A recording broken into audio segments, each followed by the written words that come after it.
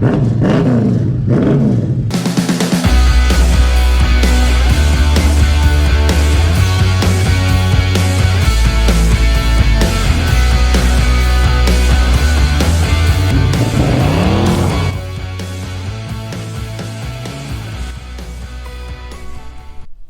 guys, welcome to part 2 of the XB Ute, getting it ready for Rego.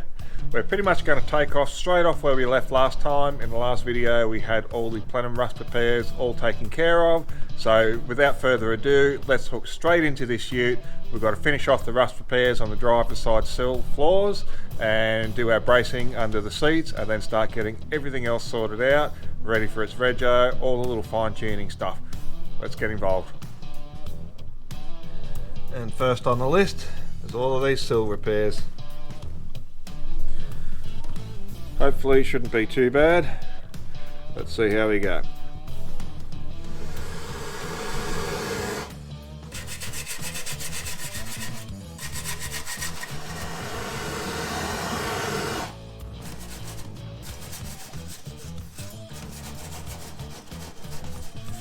And overall, we're actually not looking too bad. Very bloody good.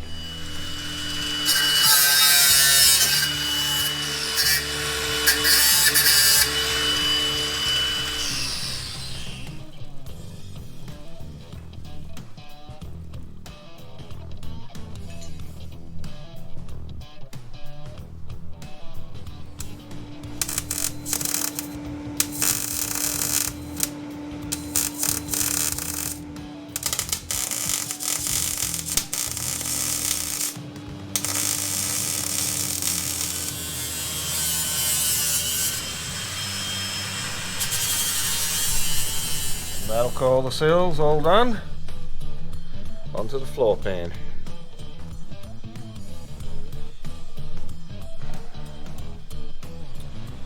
And moving on to the driver's floor, we can see the extent of the damage caused by the rusty old plenum. So any of the smaller holes we're going to try to weld up. Hopefully they don't blow through. Anything that blows through we'll have to cut out into larger pieces. And of course we've got to follow up on the front with replacing some quite large sections there. Off we go.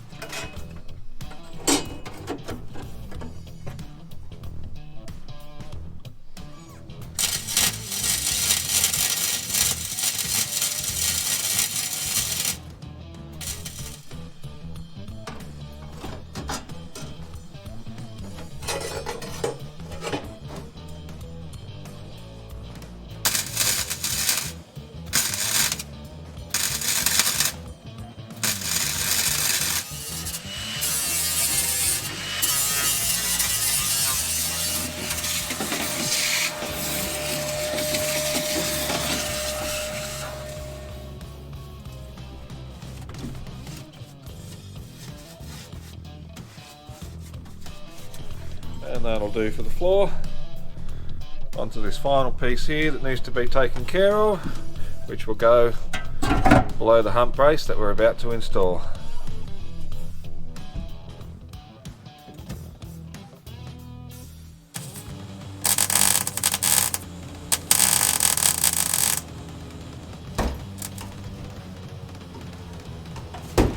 That's a pretty dumb idea, putting this underneath. Sort that out later.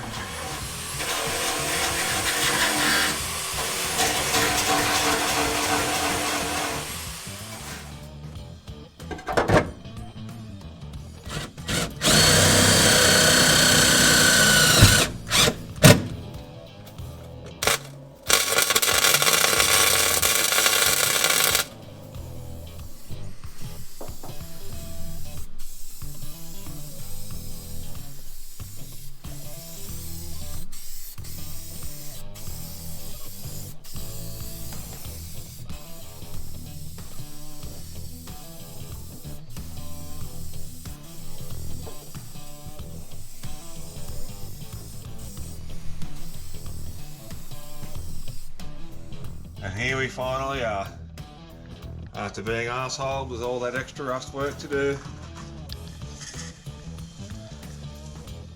Our metalwork on this ute is finally done.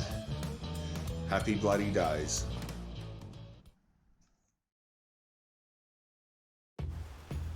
And so with all that metalwork out the way, it's time to start tackling the interior and some of the mechanical stuff.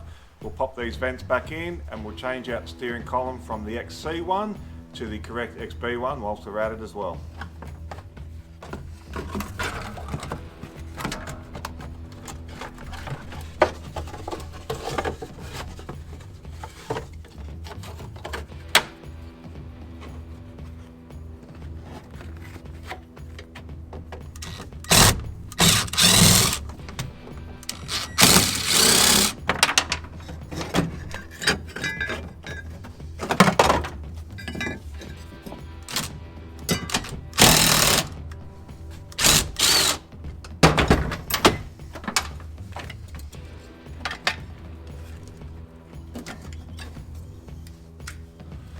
And here's our XB column that we're going to install. It's a column shift, but we're not going to connect it on account of the T-bar setup. We do, however, need to install the steering lock. I'm going to show you a little bit of a tip and a trick there in regards to the key. I know a lot of people aren't sure how to remove it, so I'll show you how that's done with a brand new lock and barrel. And we're also going to have to swap over the indicator stalk from the XC one, since this one is unfortunately busted. So here's a close-up of our empty barrel. If we have a look, down the bottom side we've got a hole here. You can see this little screwdriver fits all the way through. Normally there's a Phillips screw there that's retaining the shroud. And here's our lock itself. And note that pin. As it sits in, that pin lines up exactly with this hole. And when we turn it clockwise, we can now push this pin in, like so. And we're going to install it.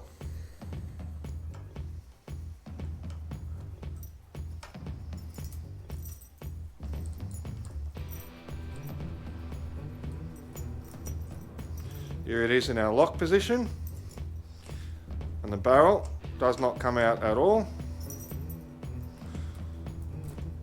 We turn it, it still does not come out until we do this.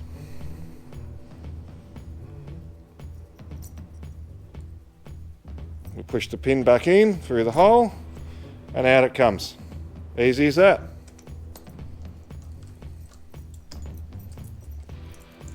Done. Now onto the lock itself. You can see they've just got a blind head on these bolts, but they are threaded for anyone wanting to remove them or put them back on. A sharp little chisel is perfect for creating a little groove in there and turning them in and out so you can keep that factory appearance, but certainly it's useful when you're trying to remove it as well. And make sure the lock is retracted before trying to install.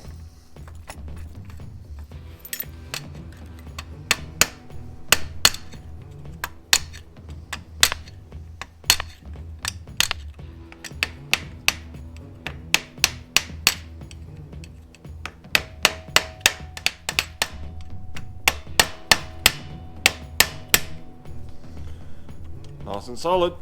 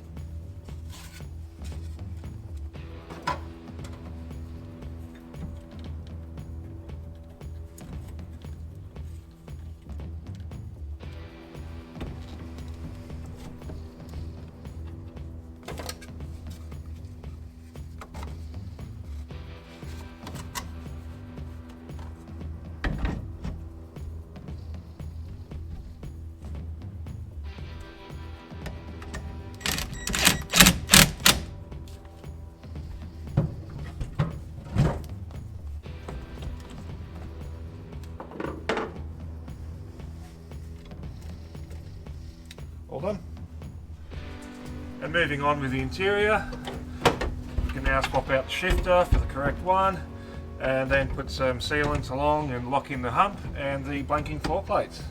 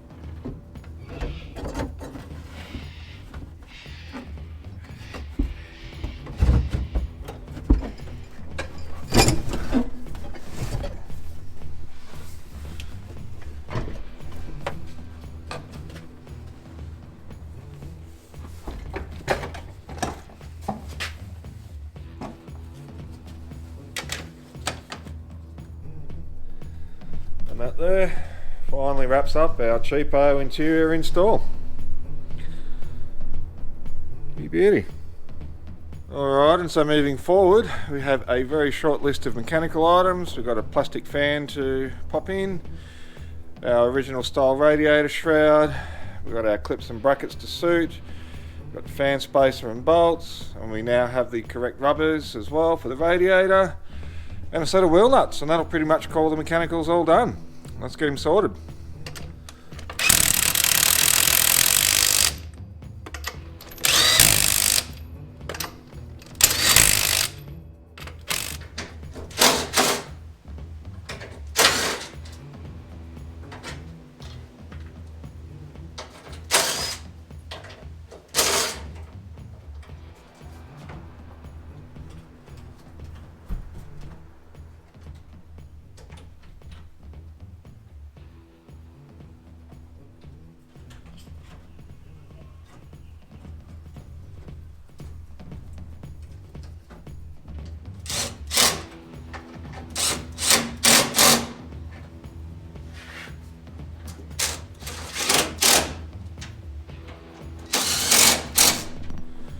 Everything now sits nice and tight, not going anywhere.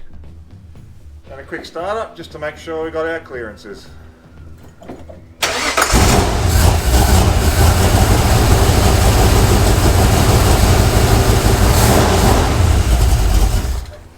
Happy days. Happy bloody days.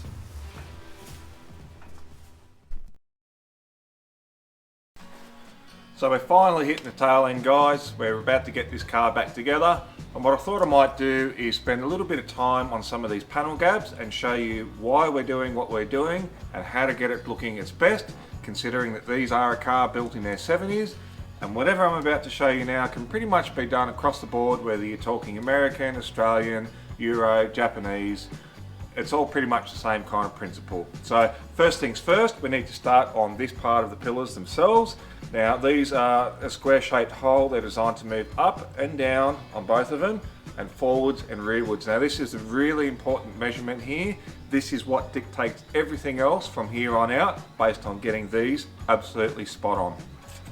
And with a couple of these bolts in place, you can actually see just how much movement it really has overall.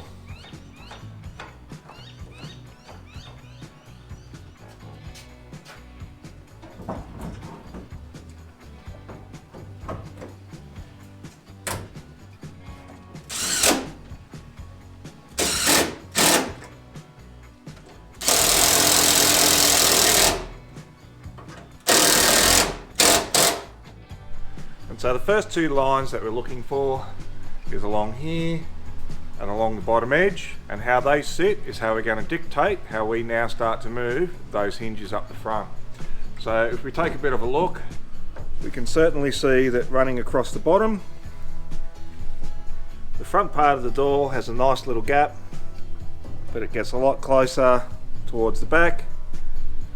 The back line's not too bad, but we can see our height is not accurate with our body lines, so we're going to adjust the front hinge and we're going to swing that backwards, which will actually create the lift that we need on this top corner here, as well as creating that gap down the bottom, trying to get that more even.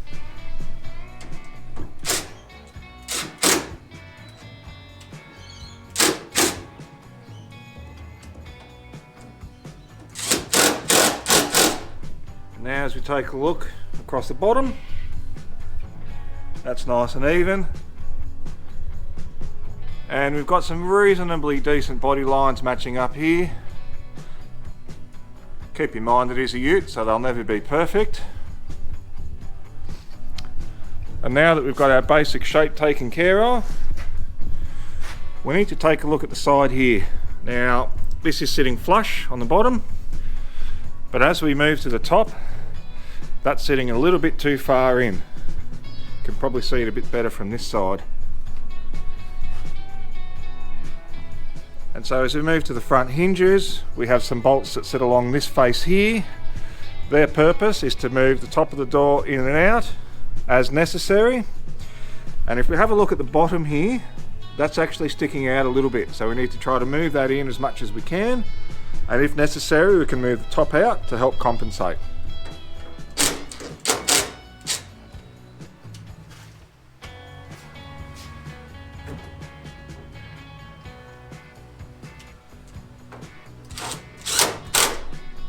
And now as we have a closer look, that bottom edge is much better aligned.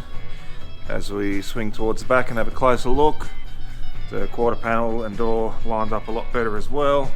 We still have the issue of the top sticking in a bit, so we now need to move forward and have a look at this gap here. That's actually a pretty decent gap between the pillar and the door, so it looks like we're going to have to do a twist on the door just to get that sitting a bit better. And once we finish that, we will adjust this striker just to move it in and out as necessary. This is not the prettiest way to adjust a door, but it works on these hard top doors. It will also work on a pillared sedan door. It's just a little bit tougher with the pillar up top, but it works every time.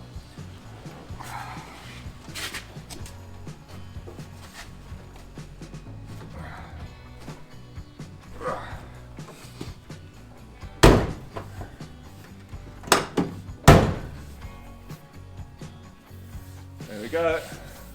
Beautiful.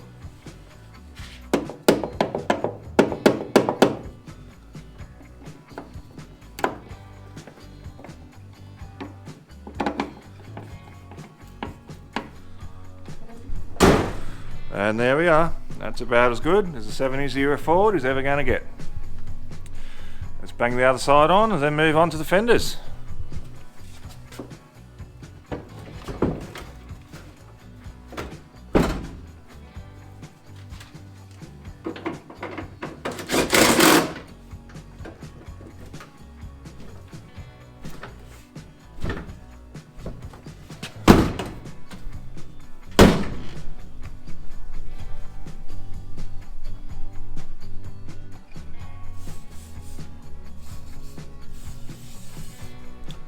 And so with the doors taken care of, it's very much the same kind of process with these front guards.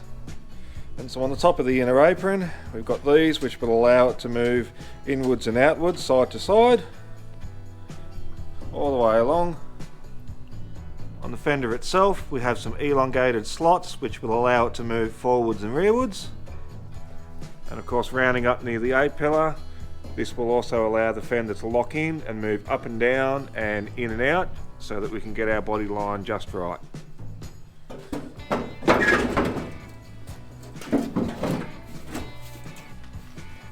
So our first port of call is to line up our edge here The guard on the lower can move in and out as well as twist. So we need to use all of those bits of adjustment just to make sure that we get as clean a line as possible.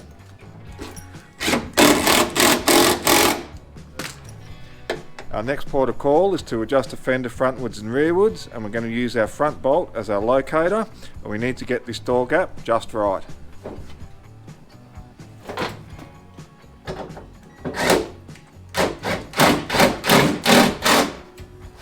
And the next step is to lock these two in once we adjust it as best as we can.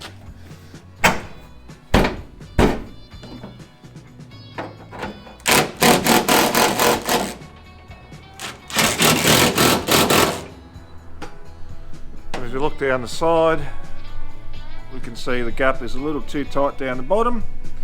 We do a quick readjustment there, and that should be our front fender.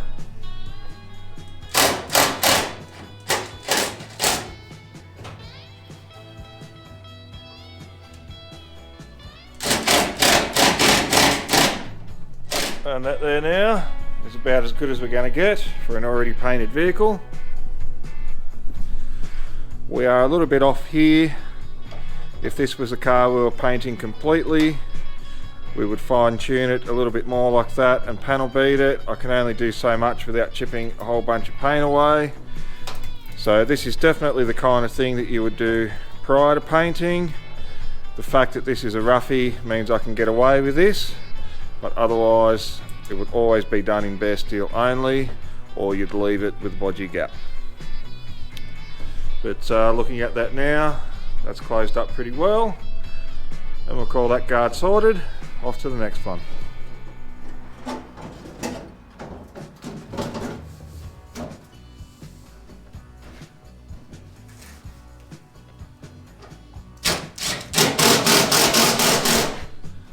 And that'll do it for our front. Onto the bonnet.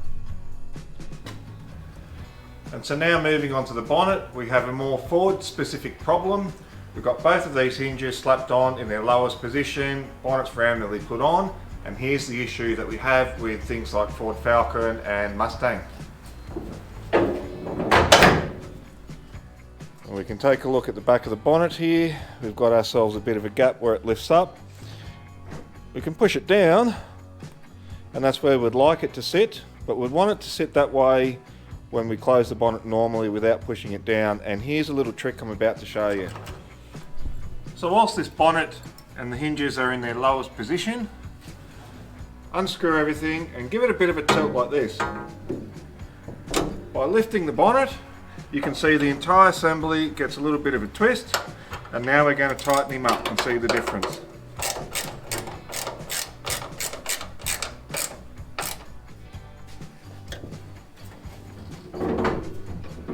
And that now gives us an extra few millimeters, and we've got some lovely clearance there. And with the rear hinges in place and at the correct height, we can turn our attention to the leading edge here.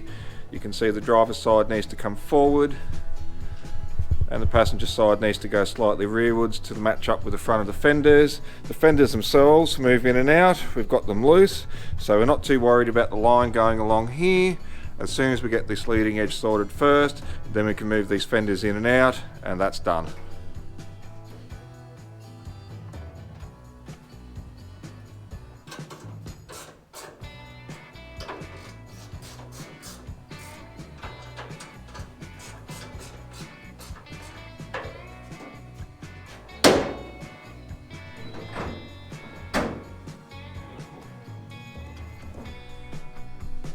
And now after adjustment, we can see that leading edge lines up pretty well. Same case on both sides. So now we can adjust our fender and lock them in place.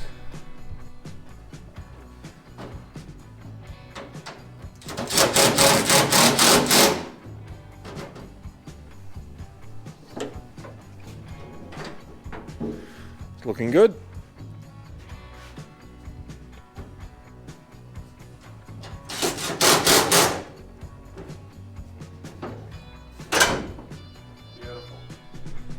And for our final height adjustment, when the bonnet's closed up front, we need to adjust these bump stops up and down on each side. We need to make sure that once we close it down on the latch in the center, we're sitting nice and tight on the edges, and we've got a nice even gap. Now our final adjustment is here. That's also going to assist with our height. We need to install the latch there, and we need to shift this latch forwards, rearwards, sidewards, whatever it takes, now that we've got our new final location for the bonnet.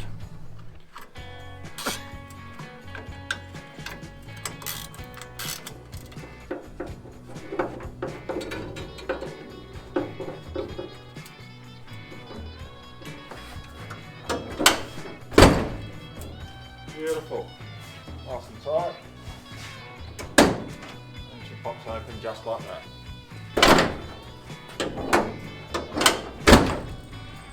Happy days, happy bloody days.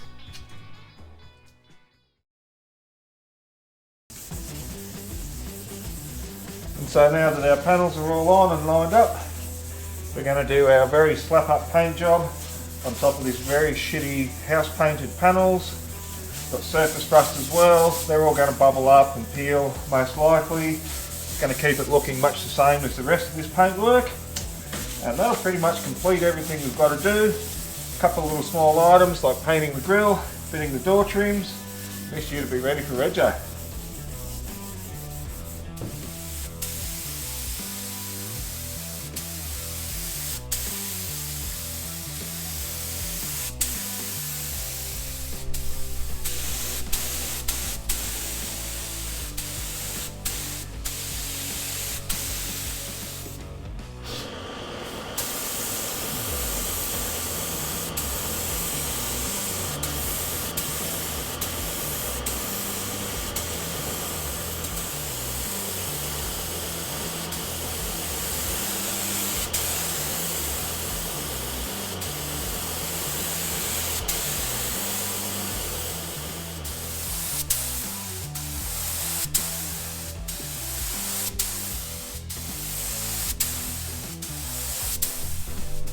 That there's got to be one of the shittiest, roughest paint jobs I've ever done in my life there, folks. But at least it'll match up with the colour.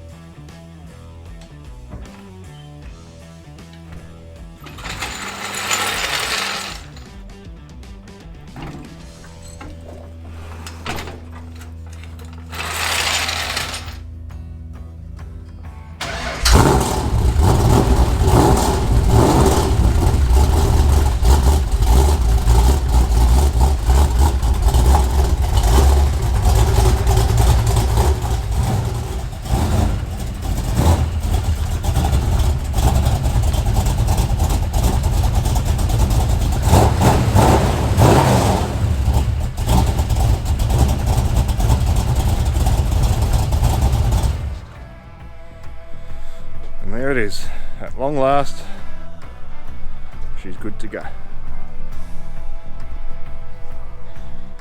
Happy bloody days.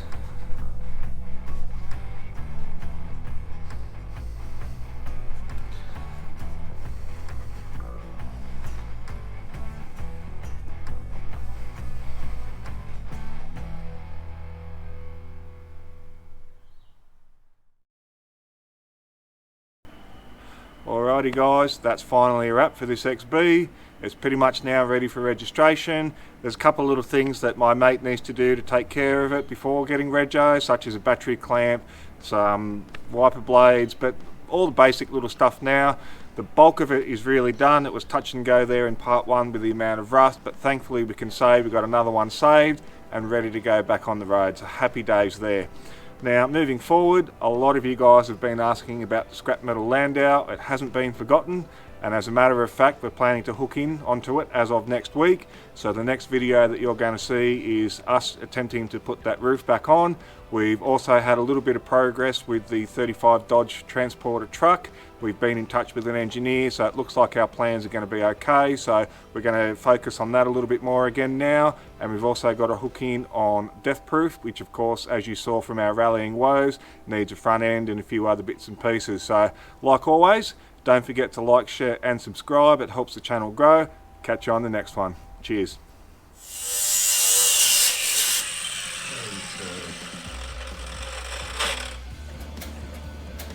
Oh, fucking hell.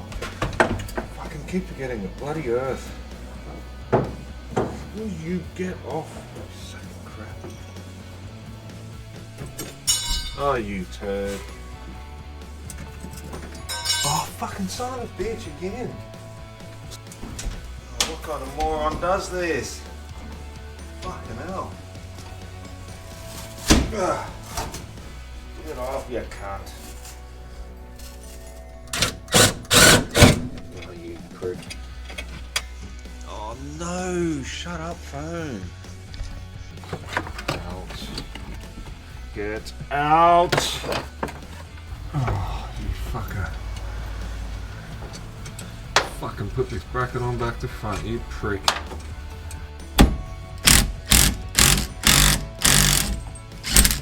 Oh, well.